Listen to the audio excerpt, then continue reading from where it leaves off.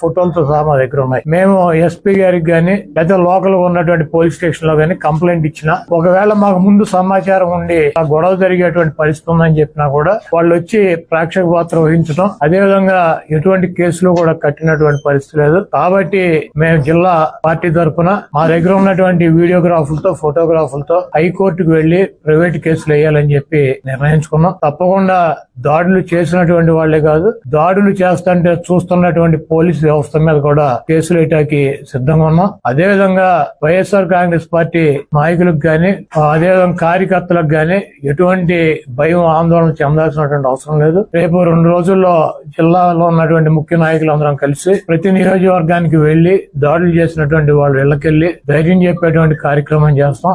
దీనికి జగన్మోహన్ రెడ్డి గారు కూడా మీరు ఎట్టి పరిస్థితుల్లోనూ కార్యకర్తలు గాని నాయకులను గాని జరుగుతున్నటువంటి దాడుల్ని మీరు చూస్తూ ఊరుకోవద్దు, పార్టీ అంతా